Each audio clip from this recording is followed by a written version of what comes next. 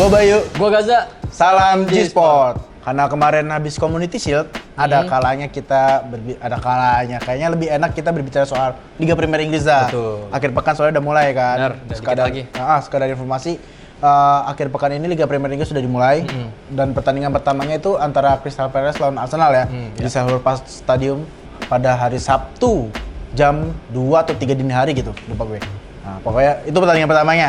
Terus setelahnya baru disusul sama beberapa tim yang lainnya kayak gitu. Dan untuk jawaranya musim lalu Manchester City akan melawan, mainnya di masih hari Minggu aja. Akan melawan West Ham jam 22.30 WIB. Jadi jam setengah 11 malam ya. Dia juara bertahan yang akan bermain di hari Minggu. Pertandingan bisa bilang salah satu pertandingan terakhir lah di pekan pertama Liga Premier Inggris gitu, Ja. Nah, kalau menurut lu sendiri, Ja, di menjelang Liga Premier Inggris ini apa sih yang menjadi sorotan? Yang menjadi sorotan ya jelas kemarin kan ada dari pertandingan Community Cup ya. Antara City dan juga Liverpool. Yang berakhir dengan skor berapa maksudnya? 3-1 dong. 3-1. Untuk kemenangan Liverpool. Walaupun terlepas dari emang dua tim itu sebagai tim terkuat di Inggris ya, yang satu juara Liga Premier Inggris musim lalu, yang satu juara Piala FA dan AFL ya. Tapi juga menjadi sorotan adalah ketika dua striker baru dari Manchester City dan Liverpool sama-sama sebagai seorang striker murni dan juga didatangkan dengan harga yang cukup fantastis. Sky Sport mencatat Haaland itu datang dari Dortmund ke City 85,5 juta pounds, sedangkan Darwin Núñez dari Benfica ke Liverpool itu juga 85 juta pounds, beda 500.000 doang. Tapi kontribusinya ketika Erling Haaland cukup tajam bersama Manchester City di pramusim, dirinya malah membuat 2 blunder fatal ya. Ketika pertandingan kemarin itu.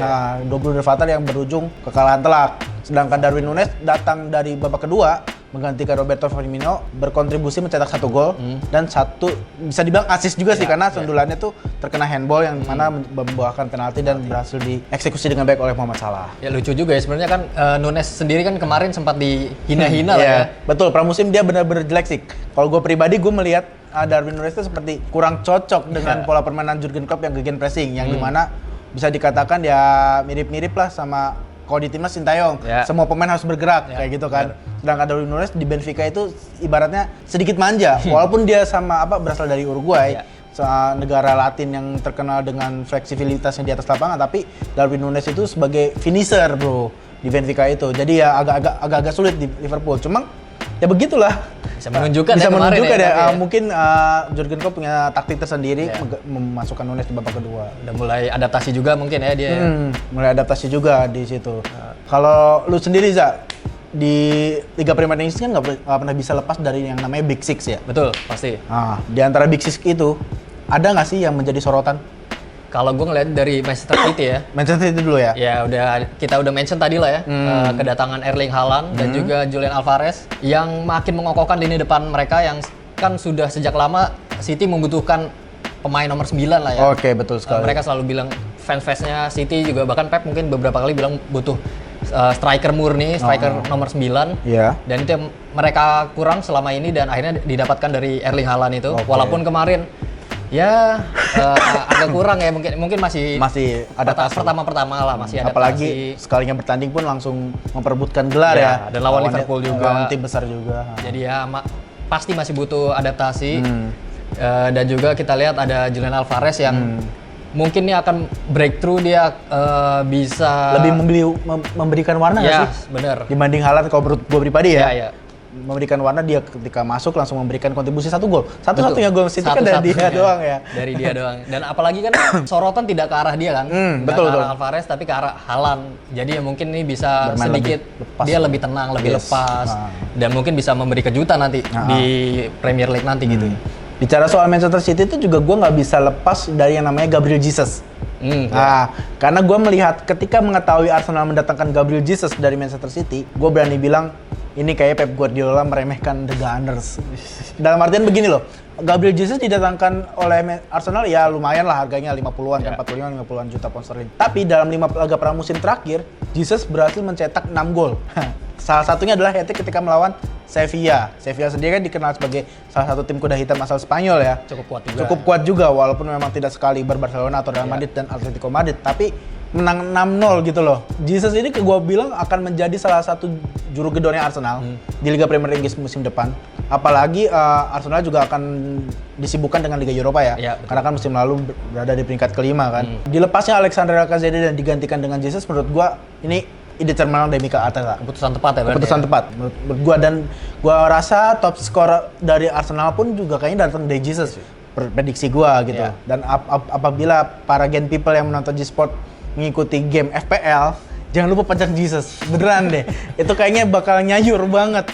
Poinnya tuh langsung gua. Poinnya langsung gua. Terlepas dari adanya Bukayo Saka dan beberapa pemain-pemain muda Arsenal lainnya yang memang bermain bagus ya. Jesus bakalan jadi apa ya, kayak semacam dimanjain banget lah di strikernya. Dia tipe penyerang Brasil yang tajam dan juga mau bergerak, kasarannya seperti itu. Walaupun dengan catatan tidak cedera, karena kan Manchester City berani melepasnya ke Arsenal juga kan karena rekor cederanya yang cukup mengerikan sih. Riskan ya. Riskan banget.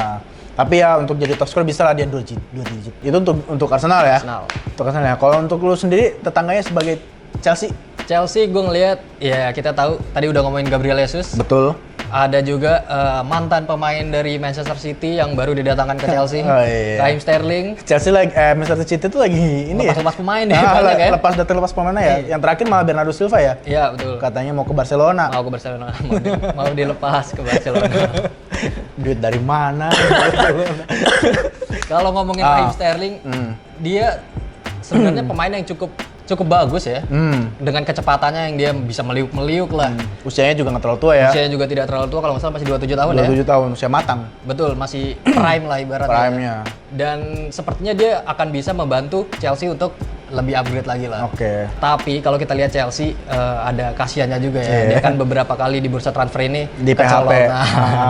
Terlepas dari emang dilepasnya siapa namanya, Roman Abramovich ya, karena perang Ukraina dan Rusia dan beberapa faktor lain lah di luar lapangan itu yang membuat Chelsea kayaknya mulai dipandang sebelah mata dari sisi finansial. Beberapa pemain juga kan ada yang keluar masuk ya, kebanyakan keluarnya sih. Ya maksud gue gitu, maksudnya kayak Chelsea ini masih kehadiran Sterling itu diharapkan bisa ya mendongkrak keadaan. Sterling jadi apa ya? Jadi secerca harapan lah mungkin buat pendukung Chelsea yang belakangan ini kan di PHP-in mulu sama beberapa pemain, apalagi ditikung mulu sama Barca kan. Terakhir juga Koundé dari Sevilla bilangnya mau ke Chelsea, tapi ya akhirnya jadi ke Barca. Jadi ya Sterling cukup akan membantu lah menurut gua untuk Chelsea musim depan, musim ini yang akan mulai besok. Kalau dari top skornya sendiri, menurut lu siapa? Apakah Sterling atau mungkin Timo Werner akan menggila? Sepertinya Timo Werner ya. Tapi ya susah juga sih. Bukan susah sih. Ya gue berharap sih Timo Werner bisa lah ya, bisa lebih bagus dari musim lalu. Karena gue sebenarnya juga suka sama Timo Werner kan. Dari sebelum di Chelsea juga gue udah suka. Cuman pas di Chelsea ini emang kelihatan agak kurang lah ya. Agak kurang ya. Mungkin pendukung Chelsea juga setuju kali ya. Tapi ya gue berharapnya Werner bisa lah musim ini menambah pundi-pundi golnya dia lagi lah. Harusnya bisa, karena kan udah nggak ada Lord ya. Udah nggak ada Lord Romelu Lukaku yang dipinjamkan ke Inter Milan. Bicara soal Sterling, kita juga tidak bisa lepas yang dari Liverpool ya. Betul. Sterling berkembang di Liverpool lumayan signifikan sebelum akhirnya hijrah ke Manchester City. Nah, Liverpool sendiri sepertinya Jurgen Klopp belajar dari musim lalu, di mana kebanyakan imbang itu nggak bagus untuk akhir musim ya. Tinggal 1 poin sama Manchester City yang berada di peringkat pertama. Jadi sepertinya kehadiran Darwin Núñez itu sepertinya akan menjadi jawaban ketika Liverpool kesulitan mencetak gol gitu loh. Kan ya permainan Liverpool udah ketahuan banget kan, gegen pressing dengan pemain-pemain false nine-nya. Tidak ada striker murni selama ini kan. Dengan kehadiran Darwin Núñez diharapkan ya seperti ketika melawan Manchester City kemarin. Bisa dibilang juga Darwin Núñez itu kalau gue pribadi upgrade-annya di Divock Origi yang secara free transfer pindah ke AC Milan ya. Itu masih menjadi rangkaian yang panjang lah ya. Untuk bicara soal Liverpool dan lagi-lagi ke Liverpool dan Manchester City ya, kita nggak bisa lepas dari dua tim itu ketika berbicara soal Liga Premier Inggris, karena bisa dibilang ya nggak sih, dua tim itu bakal jadi saing-saingan lagi ya. Mungkin saingannya terbaru adalah Arsenal gitu kan, dengan Gabriel Jesus-nya, atau mungkin Chelsea dengan Raheem Sterling-nya gitu kan, atau mungkin adanya Antonio Conte memberikan gebrakan dengan Tottenham-nya. Richarlison kan, dia ada juga baru mendatangkan Richarlison dari Everton menjadi juru gedor dan bisa menjadi opsi bersama Tottenham di musim depan, karena Tottenham sendiri akan bermain di Liga Champions aja ya. Jadwal yang padat, Liga Champions, Piala FA, Carabao Cup, Liga Premier Inggris, Kalau Harry Kane mulu kan bisa-bisa jadi cedera kan. Belum lagi nanti ada Piala Dunia ya.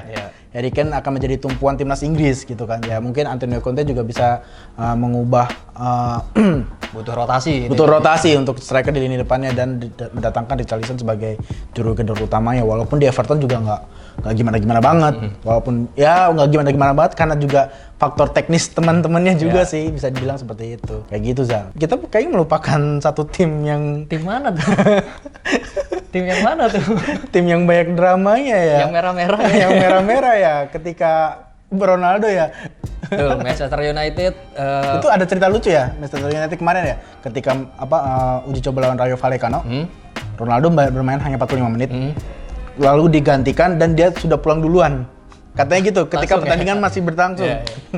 Ada apa itu? Ada apa itu? Maksudnya ada konflik-konflik ini tuh kayaknya nggak terlalu bagus menjelang Liga Primer ya kan. Bener. Apalagi udah mau mulai juga. Dan apalagi ya CR7 Saga kemarin yang udah pengen pindah kan, katanya pengen pindah, nggak datang ke latihan. Dia baru-baru ini kan dia bergabung dengan tim. Beberapa kali kan terdengar kabar dia menawarkan diri ke tim lain, Atletico Madrid lah, mana-mana lah. Tapi ya nggak ada yang mau, klub-klub lain.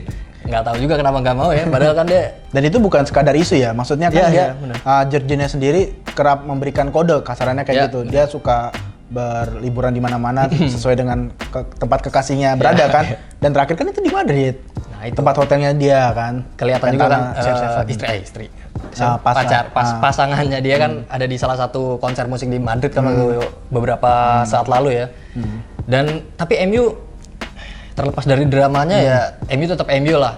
Dan dia juga kan katanya akan mendatangkan De Jong kan, walaupun masih nggak tahu akan berhasil atau tidak membujuk De Jong, karena kan De Jong sendiri juga tidak ingin meninggalkan Barca katanya, meskipun gajinya nggak dibayar. Masalah gaji dan segala macam. Dan MU juga katanya menawarkan 500.000 pound sterling per pekan.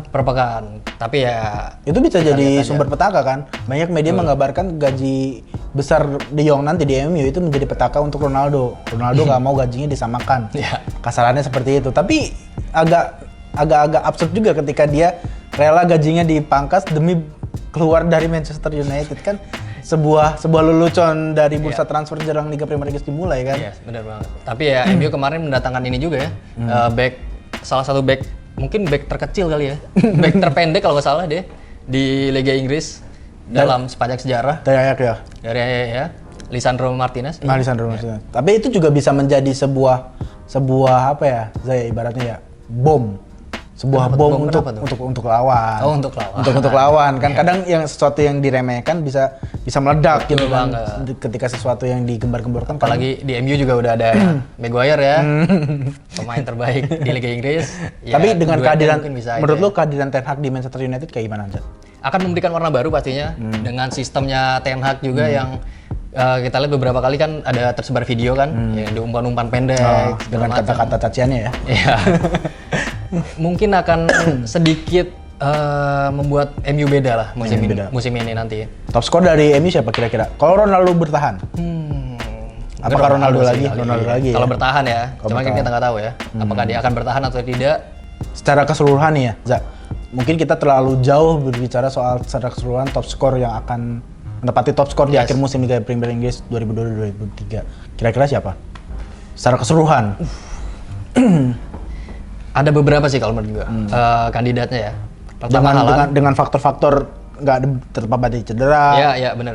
Dengan tidak dipinjamkan. Kayak masalah segala macam lah ya. Haaland mungkin bisa menurut gue. Kalau dia bisa adaptasi dengan cepat ya. Karena pertandingan kemarin kan kita lihat gimana dia kurang ini. Dan yang kedua nama dari gue itu Harry Kane. Oke, kalau gue melihatnya dari nomor 1 sepertinya masih Harry Kane. Kemudian kedua Salah. Haaland dan Nunes gue bilang masih kesulitan. Masih adaptasi mungkin. Adaptasi. Ronaldo 2 digit tapi nggak top score. Kalau dari peringkat yang juara 1, 2, 3, 4 urutannya gimana dari Vicky? 1, 2 udah jelas masih tetap Manchester City, Liverpool menurut gue. Antara dua tim itu ya. Antara dua itu udah 1, 2. Bawah-bawahnya ini nih yang gue agak sulit sih untuk memprediksi siapa di bawah-bawah mereka, tapi yang jelas top 2 pasti Manchester City dan Liverpool ya. Juaranya nggak tahu ya tapi. Kalau gue melihat peringkat 3 dan 4-nya masih sekitar Arsenal dan Chelsea. Tottenham masih gue nggak tahu ya nanti Piala Dunia itu seperti apa. Karena kan ini akan pertama kalinya diadakan di tempat yang panas ya, Qatar ya. Maksud gue badai cedera pasti akan menimpa nih, walaupun banyak yang berspekulasi tidak seperti itu, tapi badai cedera ini pasti akan datang dan ini akan berdampak besar kepada para tim-tim di Eropa. Nah ini gue melihat Tottenham ini rentan cedera nih, karena kan bukannya bagaimana ya, pola permainan dari Antonio Conte itu emang berbeda ya, gitu loh. Ya kick and rush juga ya ala-ala Inggris juga, Antonio Conte orang Italia tapi bisa memainkan seperti itu, tapi ketika bermain untuk negaranya banyak pemain-pemain dari Tottenham itu di Inggris gitu loh, terutama sang kaptennya gitu kan. Richarlison pun di Brazil juga ya mirip-mirip lah kan. Nah ini rentan cedera ini bisa menerpa siapa aja gitu, dan Tottenham kayaknya bakal turun deh. Nah jadi 3-4 gue masih memperkirakan Chelsea dan Arsenal kayak gitu. Yaudah kayak gitu aja kali ya Zaya. Maksudnya kan ini masih panjang, kompetisi baru akan dimulai minggu depan ya kan, akhir pekan ini. Terus kita juga baru sekadar prediksi aja ya, segala sesuatu masih bisa terbukti. Siapa tahu nanti Haaland dipinjemin gitu kan. Bisa aja. Atau Darwin Núñez dimainin di Liverpool B gitu kan. Tukeran Haaland CR mungkin. Nggak tahu, kita nggak tahu ya. Kita pastinya akan menunggu ya gimana Premier League nanti akan berjalan, karena pastinya akan seru banget. Akan seru banget. Bursa transfer juga masih dibuka ya. Betul banget. Sampai awal September. Jadi ada kemungkinan jual bongkar pasang pemain di Big Six itu terbuka lebar gitu kan. Tapi kalau Gen People punya saran atau mungkin prediksinya juga boleh loh ikut komentar ya di bawah ini ya. Mau debat di bawah komentar juga nggak apa-apa deh. Nah Gen People, kalau kalian tidak ingin melewatkan berita-berita hangat tidak hanya tentang Premier League tapi juga tentang sepak bola dan bahkan juga berita-berita lainnya dari politik, ekonomi dan segala macam, terus baca genpi.co. Aplikasi genpi.co sendiri bisa kalian download juga di Play Store maupun App Store. Tentunya jangan lupa juga like, comment, subscribe YouTube channel genpi.co. Kalau gitu gue Bayu, gue Gaza. salam G-Sport. Genpi.co, tahu kamu banget.